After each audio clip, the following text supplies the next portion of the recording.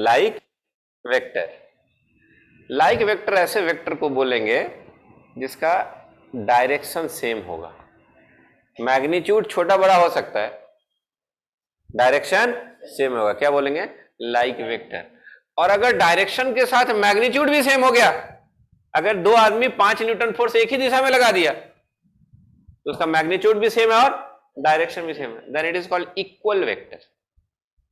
कल लिखाएंगे, आप समझ लीजिए। लाइक वेक्टर कब बोलेंगे? Same sense of direction, magnitude में भी डिफरेंट, अलग हो सकता है। अगर डायरेक्शन के साथ मैग्नीट्यूड भी सेम हो गया then it is called equal vector. क्या बोलेंगे उसको? Equal vector. अगर डायरेक्शन अलग अलग है, अनलाइक वेक्टर। डायरेक्शन अलग है और मैग्नीट्यूड भी अलग है, क्या बोलेंगे? Unlike vector. और डायरेक्शन अपोजिट है और मैग्नीट्यूड सेम है, एक इधर फोर्स लगा रहा है एक उधर फोर्स लगा रहा है, उसके अपोजिट लगा रहा है, then it is called opposite vector. क्या बोलते हैं इसको हम लोग? इक्वल वेक्टर में क्या होगा? Magnitude direction same, opposite vector में मैग्नीट्यूड सेम लेकिन डायरेक्शन एक दूसरे के अपोजिट 180 डिग्री पे, एक इधर दूसरा इधर, that is called opposite vector. एक वेक्टर कहलाता है पोजीशन वेक्टर,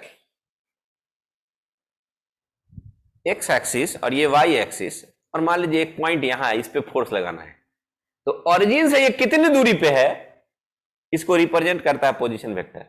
कोई भी ऑब्जेक्ट ओरिजिन से कितनी दूरी पे है उसको कौन रिप्रेजेंट करता है? Position vector. अगर दो वेक्टर पैरेलल है या एक ही डायरेक्शन में है then it is called collinear vector. क्या बोलेंगे? Collinear vector. और एक लाइन में नहीं है तो एक इधर जा रहा है एक इधर लगा रहे हैं, that is non collinear vector. क्या बोलेंगे? Non collinear vector. एक होता है को इनिशियल वेक्टर, जिसकी शुरुआत एक ही जगह से हो, एक ही पॉइंट से, एक इधर है और एक इधर है, पॉइंट क्या है? टेल दोनों का एक ही पॉइंट, दैट इज को इनिशियल वेक्टर। इसका नॉन को इनिशियल वेक्टर जो अलग अलग पॉइंट से निकला, एक इधर से निकला एक इधर से निकला, अलग अलग पॉइंट से निकला।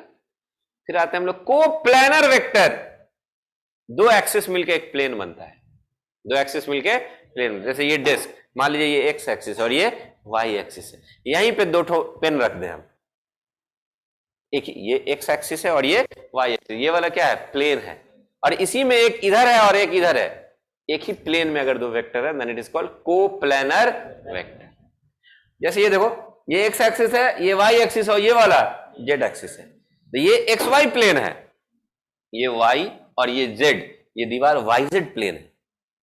तो अगर हम एक वेक्टर को यहां रख दें एक्स वाई प्लेन में और दूसरे को इस दीवार पे रख दें, एक पेन इधर और एक पेन इधर, ये अलग पेन है और ये अलग प्लेन है और वो अलग प्लेन है, अलग अलग प्लेन में दो वेक्टर है, then it is called non coplanar vector.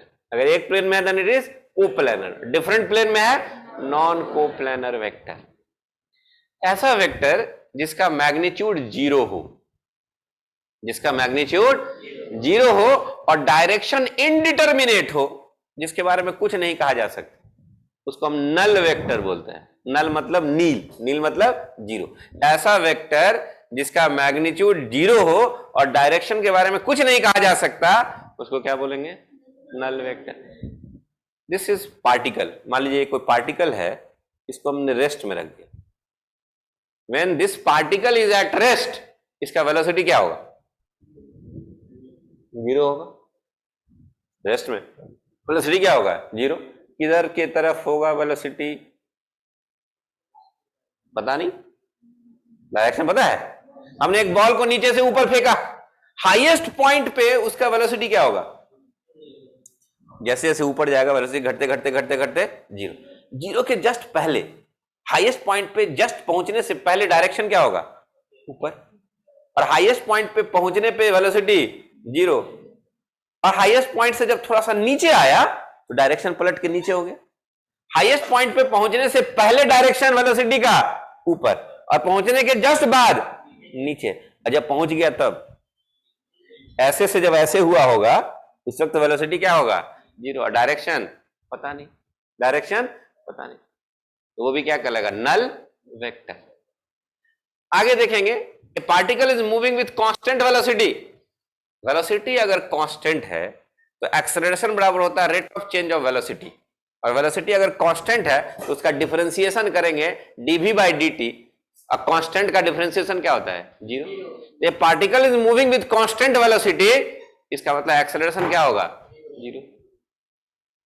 उस एक्सेलरेशन का मैग्नीट्यूड जब जीरो हो गया तो डायरेक्शन क्या होगा? पता नहीं, डायरेक्शन पता नहीं, तो कौन से वेक्टर में आएगा? नल वेक्टर के कैटेगरी में आएगा। और ऐसा वेक्टर जिसका मैग्नीट्यूड 1 हो, मैग्नीट्यूड 1 हो और डायरेक्शन भी हो, डायरेक्शन है लेकिन मैग्नीट्यूड क्या है? 1 है, ऐसे वेक्टर को यूनिट वेक्टर कहते हैं। क्या बोलते हैं? यूनिट वेक्टर कहते हैं। हमने कौन कौन सा वेक्टर देखा?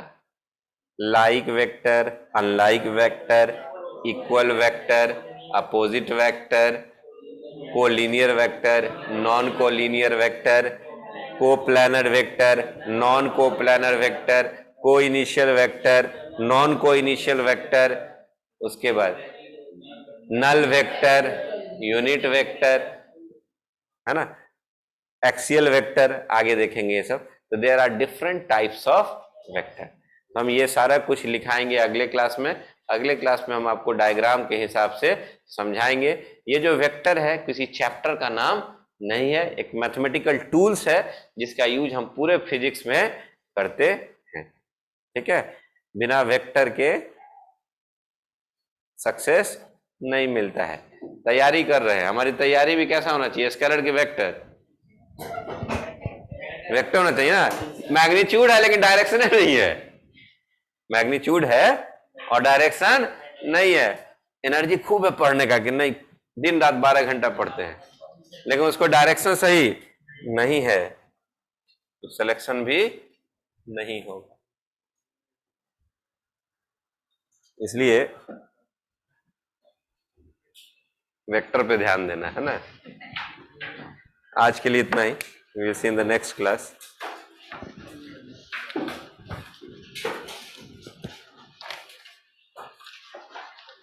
इस वीक में आप लोग को छुट्टी मिला है क्या? वीक ऑफ क्या? तो क्या आप लोग चाह रहे थे क्या कि वीक ऑफ हो?